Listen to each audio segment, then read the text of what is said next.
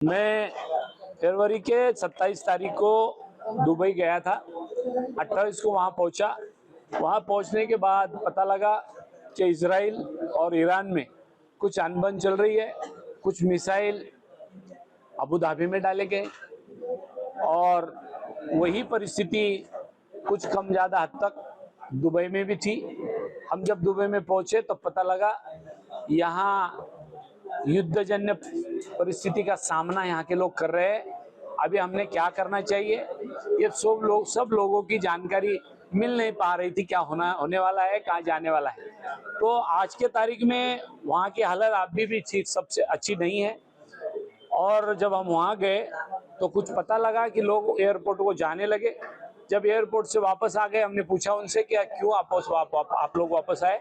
तो एयरपोर्ट भी बंद है, फ्लाइट तुम्हारी एयरलाइन भी बंद है, क्या करे, जाना नहीं हो रहा है। 3-3, 4-4 दिन लोग वहीं रुक के वैसे रहे। मैं हमारे जो परराष्ट्र मंत्री है उनको और एविएशन मिनिस्टर को, दोनों को भी लेटर भेजा मेल के तहत। और वो लेटर भेजने के बाद उनका जवाब तो कुछ आया ही नहीं। लेकिन मुझे ऐसा लग रहा था कि वो एक कॉमन प्रेस कॉन्फ्रेंस लेंगे और कॉमन प्रेस लेकर के वहाँ के लोगों की, जो इंडिया से दुबई गए, अबू धाबी गए, वो लोगों को राहत दिलाएंगे कि आप चिंता ना करो, आपका बेटा बेटी जो वहाँ गए उनको हम सुकून से वापस लाएंगे। उनके माँ बाप को यहाँ उन्होंने तसल्ली देना चाहिए थी, हौसला अफजाई करना चाहिए थी कि हम लोग उनको ला रहे हैं, आप चिंता न जताएं। लेकिन दुर्भाग्य से ये बात हमारी मिनिस्ट्री से नहीं हो पाई और ना एविएशन मिनिस्टर से हुई, ना परराष्ट्र मंत्री जो थे हमारे फॉरेन अफेयर्स मिनिस्टर, उनसे हो पाई। ये बड़ा दुर्भाग्य है। लेकिन इसके अलबत् बावजूद वहाँ की जो गवर्नमेंट है, वहाँ के दुबई के गवर्नमेंट ने, यूएई के गवर्नमेंट ने, जो लोग वहाँ आए हैं और जिन लोगों ने उनकी होटल का बुकिंग खत्म हुआ, जिनका वीजा खत्म हुआ, उनको राहत दिलाई और लेटर भेजा। सब लोगों को, होटल वालों को भेजा और पब्लिकली पब्लिश भी किया कि जो लोगों को होटल छोड़ना पड़े वो होटल ना छोड़े। जिस दिन भी एयरलाइन चालू हो जाएंगी उसके बाद आप जाए और तब तक के होटल के पैसे ना भरे। सारे के सारे पैसे हम यूएई गवर्नमेंट वो पैसेंजर के भरेंगे। ऐसी राहत दिलाने का काम वो लेटर ने किया। लेकिन हमारी भारत सरकार से एक अपेक्षा थी, पैसे भरे ना भरे वो अलग बात है, लेकिन कम से कम हम हवाई जहाज भेज रहे हैं, ये तारीख को भेजेंगे, आप परेशान न हो जाए, आप चिंता ना करें, ताकि ज्यादा से ज्यादा लोग हम आपको राहत दिला के लेकर आएंगे। लेकिन वैसा हमारे भारत सरकार के जो अपेक्षा हम लोगों को थी वो भारत सरकार ने हमारे से नहीं की, हम वो अपेक्षा पूरी नहीं कर पाए। इसलिए लोग नाराज थे कि कम से कम हमारे गवर्नमेंट ने इतना तो हमारा काम करना था। जिनके अम्मा अब्बा, जहाँ मम्मी पापा वहाँ गए, उनके बच्चे यहाँ रास्ता देख रहे हैं, जिनके बच्चे वहाँ गए उनके मम्मी पापा यहाँ रास्ता देख रहे हैं, लेकिन किसी को भी गवर्नमेंट से कोई बात की राहत मिली नहीं। ये हमारे दुर्भाग्य है। कैसा लगता है भारत में वापस आने के बाद? भारत में वापस आने के बाद ये तो लग रहा है कि हमारे लिए जो लोगों ने दुआ की, हमारे लिए जो लोगों ने प्रार्थना की, वो लोगों का शुक्रिया तो अदा करता हूँ। लेकिन इतना अच्छा लग रहा है, फिर हम हमारे मातृभूमि में आए और एक अच्छा खासा माहौल हमें महसूस हो रहा है। वहाँ स्थिति कैसी थी? और आज महाराष्ट्र के मुख्यमंत्री देवेंद्र फडणवीस ने अर्थसंकल्प घोषित किया है, कैसे देखते हैं? वहाँ की स्थिति कुछ ठीक नहीं है। परसों ही शाम में अमेरिका के दूतावास पे, अमेरिका के एम्बेसी पे अटैक हुआ था। उसके बगल में ही एक 10 किलोमीटर के अंदर हमारी होटल भी थी। उसके बाद बगल में यूएसए के एम्बेसी के बगल में अपने भारत की भी एम्बेसी है। लेकिन वहाँ के हालात, जो पब्लिक वहाँ जाती थी, रोज के पैमाने में जो लोग दिखते थे, ज़्यादा तादाद में इतने लोग वहाँ नहीं थे। और सारे वहाँ के जो लोग हैं वो बता रहे थे यहाँ की जो स्थिति पैदा हुई उसकी वजह से लोग आ नहीं रहे और घर में से बाहर भी नहीं निकले। आज महाराष्ट्र के मुख्यमंत्री देवेंद्र फडणवीस ने अर्थसंकल्प घोषित किया है, कैसे देखते हैं? क्योंकि उन्होंने कर्ज माफी की घोषणा की है। वो अर्थसंकल्प में उन्होंने ये भी बताना चाहिए था कि हमने आज तक महाराष्ट्र के इंडस्ट्रियलिस्ट लोगों को कितनी कर्ज माफी की और हम काश्तकार को क्या देने वाले हैं।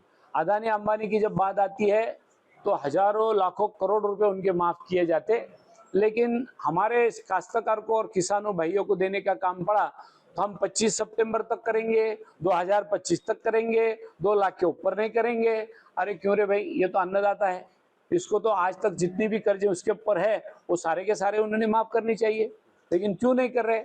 और मैं ये कहता हूं कि ये जो बोले वो करेंगे नहीं और वो देंगे भी नहीं, और दिए भी तो आधा अधूरा देंगे, आधा अधूरा लोगों को छोड़ देंगे। ये 10 साल से वही सुन रहे अपन। शुक्रिया। थँक्यू. करा नाही भारतात येऊन कसं काय वाटतंय? मी सर्वप्रथम आपल्या जालन्यातल्या सर्व पत्रकार बांधवाला धन्यवाद देईल. आपण आजच्या या छोट्याशा शॉर्ट नोटीसमध्ये आपण सगळेजण आलात, त्याबद्दल पहिल्यांदा तुमचं स्वागतही आहे आणि आपल्याला धन्यवाद आहे. मी गेल्या फेब्रुवारीच्या 27 तारखेला इथून मुंबई आणि मुंबई मार्गे दुबईला गेलो.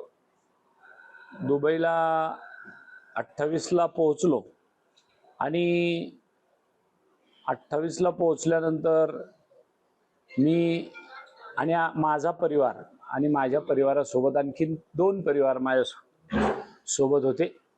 अशा 3 परिवारासोबत आम्ही दुबईला 28 तारखेला पोहोचलो आणि आम्ही हॉटेलमध्ये आता राहायला थांबायला जायचं आणि तिथले लोक बाहेर पडायला लागले हॉटेलमधले, आणि असं कळलं त्या लोकांकडून की आम्ही चाललोय आणि इथं परिस्थिती युद्धजन्य निर्माण झालेली आहे आणि आमचा त्यांचा परतीचा प्रवास सुरू झाला आणि आम्ही नेमके पहिल्या दिवशी तिथं पोहोचलो, अशी परिस्थिती त्या ठिकाणी निर्माण झाली. परंतु जालना जिल्ह्यातल्या मतदारसंघातल्या जालना जिल्ह्यातल्या सर्व नागरिकांनी माझ्यासाठी सुखरूप परत यावा यासाठी ज्या प्रार्थना केल्या, काही ठिकाणी माझ्याकरता म्हणून काहींनी दुआ अल्लाह तालाकडे केली, आणि एवढं प्रेम पाहता निश्चितच मला त्याचा आज माझ्या मातृभूमीमध्ये आल्यानंतर मला त्याचा आनंद झाला की या सगळ्या लोकांनी जो प्रेम, शुभेच्छा, सदिच्छा, प्रार्थना, दुआ या सगळ्याचा निश्चितच मला एक ऊर्जा देणारा आणि आपल्या सगळ्यांच्या भेटी या निमित्ताने झाल्या. मी त्या सगळ्यांना धन्यवाद द्यायलाही आलो की आपण माझ्याकरता ज्या शुभेच्छा, सदिच्छाने प्रार्थना, दुआ केली त्याबद्दल त्यांना आभार मानावे आणि तुमच्या माध्यमातून त्यांना कळवलं जावं की मी मायदेशी परत आलो. आणि तुम्ही विचारलं मला की आता कसं वाटलं, तर जो आनंद आपल्या आईच्या कुशीत आल्यानंतर होतो लेकराला, बाळाला किंवा एखाद्या माणसाला, तसा आनंद मला या ठिकाणी आज मातृभूमीत आल्यानंतर झाला. तुम्ही कोणची नांदण्यासाठी दुबईला गेले होते? माजी केंद्रीय मंत्री रावसाहेब दानवे यांनी असं म्हटलं. लाखापर्यंत शेतकऱ्यांना कर्जमाफी जाहीर केली आहे घोषणा केली. आणि फडणवीसांनी सादर केलाय. 2025 सप्टेंबर पर्यंत थकीत असलेल्या कर्जदारांना ही कर्जमाफी देण्यात आली. घोषणा केली आहे. काय खरंय का हातात पडेपर्यंत? एक तर मला त्याचा भरोसा नाही की ते हातात पडेल का. आज अशी परिस्थिती आहे, गुत्तेदाराला आत्महत्या करायची वेळ आलेली आहे. सरकारकडे एवढी मोठी थकबाकी त्या गुत्तेदारांची आहे. पूर्वी शेतकरी आत्महत्या करत होता, आता गुत्तेदार आत्महत्या करायला लागले. 50 लाख लाडक्या बहिणीची संख्या घटवली, तुम्ही पात्र नाही म्हणून त्यांना काढून टाकले. आपल्या जिल्ह्यामध्ये अतिवृष्टी झाली, त्या शेतकऱ्याचं अजून अनुदान प्राप्त झालेलं नाही. सरसगट कर्जमाफी करू असा जाहीरनामा ज्यांचा आहे ते आता म्हणतात आम्ही 2 लाखापर्यंत कर्जमाफी करू. हा काय तमाशा आहे? ही शुद्ध आमची फसवणूक आहे, शेतकऱ्यांची फसवणूक आहे. आणि या लोकांचं पदरात पडेपर्यंत काही भरोसा नाही. वेळ प्रसंग आला तर पुढची विधानसभा, लोकसभा काढेपर्यंत ही घोषणाच राहील. शेतकऱ्याच्या पदरात काही पडेल असं मला वाटत नाही. आजच्या परिस्थितीत सगळ्यात जास्त जर अडचणीत कोण आला असेल तो शेतकरी अडचणीत आलेला आहे. आणि त्या शेतकऱ्याचं काही कोणाला घेणं देणं पडलेलं नाही.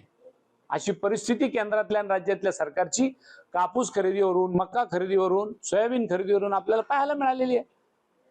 माझ्याकडे 50 क्विंटल कापूस जर झाला, मला 5 एकर मध्ये, तर मला ते सांगतात 14 क्विंटलच्या वर आणू नका, सोयाबीन 10 क्विंटलच्या वर आणू नका. ही शेतकऱ्याची थट्टा नाही. आणि पंतप्रधान एकीकडे म्हणतात की तुम्हारी इन्कम दुगनी करने वाले हम. कुठून दुगनी होणार आहे? 10 क्विंटलचा मक्का आणि सोयाबीन 20 क्विंटल खरेदी करायला घेतलेलं नाही.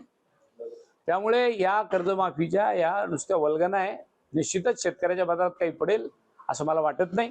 विरोधी पक्ष म्हणून आमची भूमिका राहील की शेतकऱ्यांसाठी रस्त्यावर उतरल्याशिवाय आम्ही राहणार नाही. सरकारकडून केवळ गाजर दाखवण्याचं काम शेतकऱ्यांना होतंय. सरकारकडून केवळ गाजर दाखवण्याचं काम होतंय. 100% शेतकऱ्याला गाजर दाखवण्याचा धंदा आहे.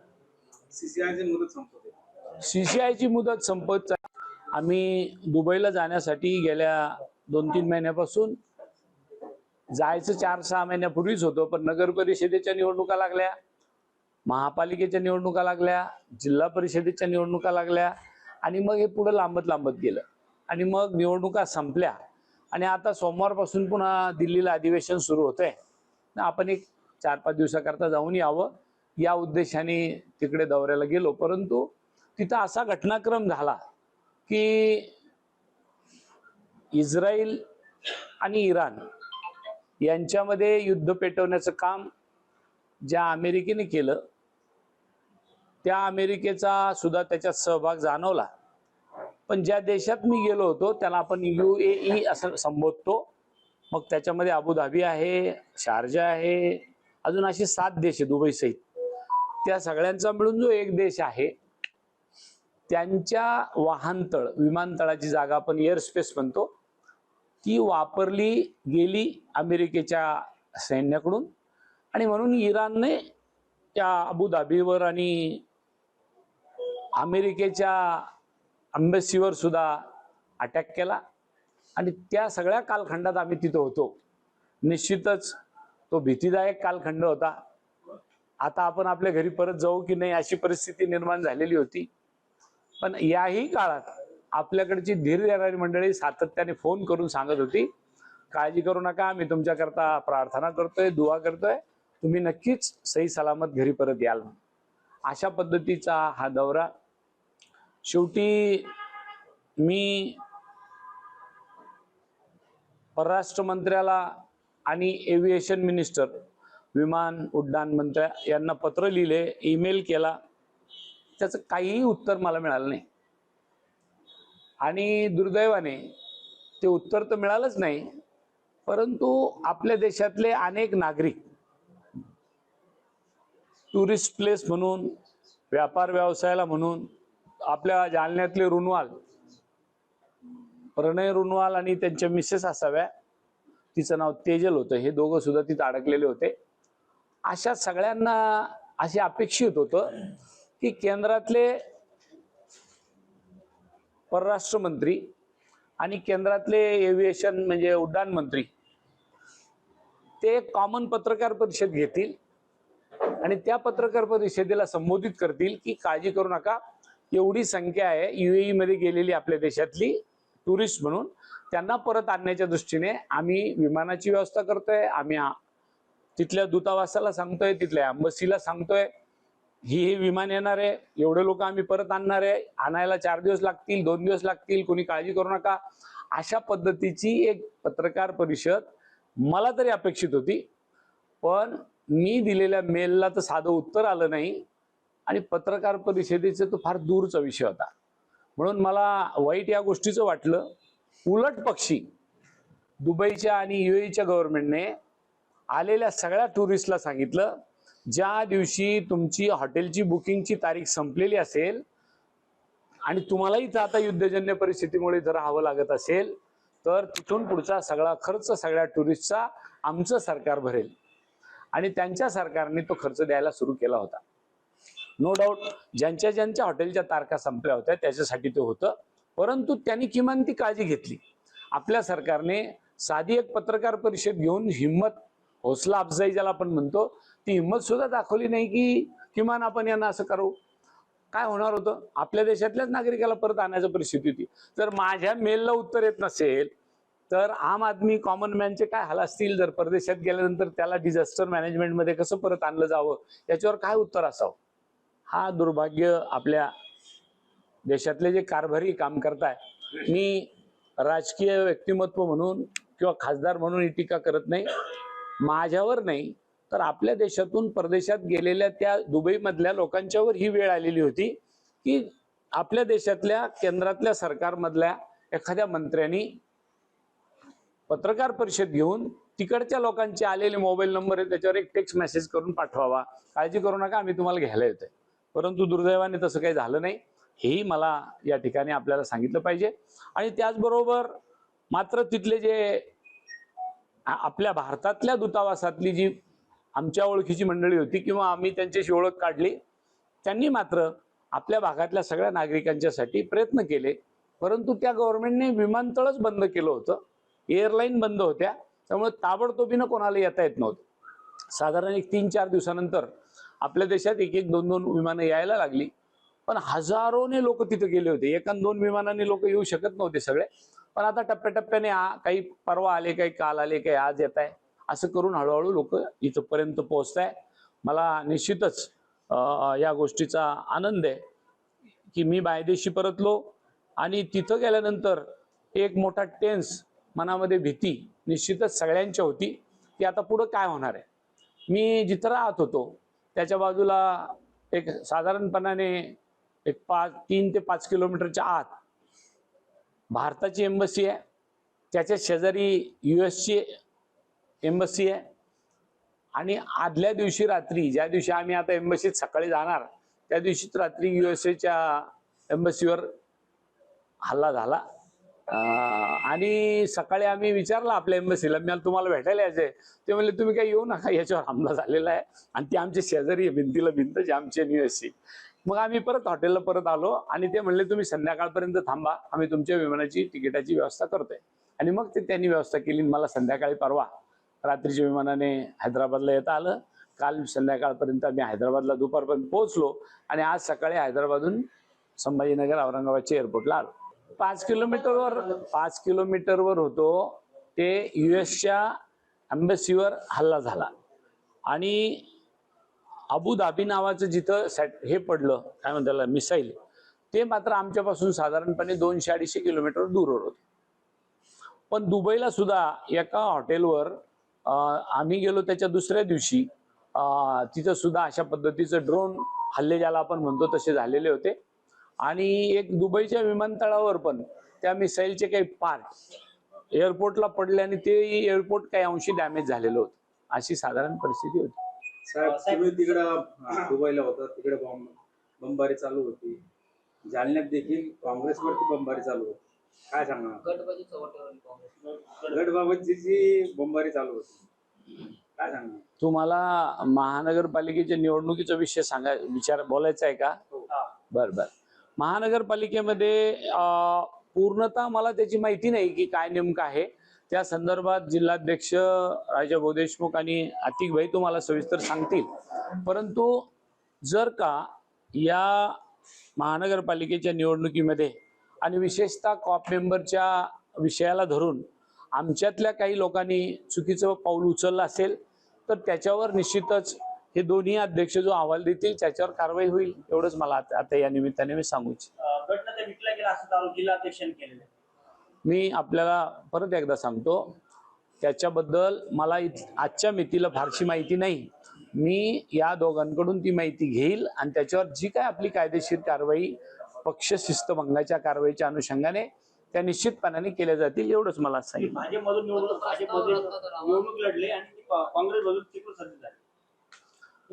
मला आपल्याला एकच सांगायचं आहे की याच्यामध्ये जोपर्यंत गटनेता किंवा आमचे काही नगरसेवक आमच्यापासून दूर गेले असतील त्यांच्यावर ज्या कायदेशीर कारवाई आम्हाला करता येईल त्या निश्चितपणाने प्रदेश काँग्रेस कमिटीच्या माध्यमातून आम्ही करू, इतकंच मला सांगितलं पाहिजे. खोलवर प्रत्येकाचं काय काय घटनाक्रम झाला त्याच्याबद्दल निश्चितच प्रदेश आपले शहराध्यक्ष आणि जिल्हाध्यक्ष आपल्याशी त्याच्या संदर्भात बोलतील.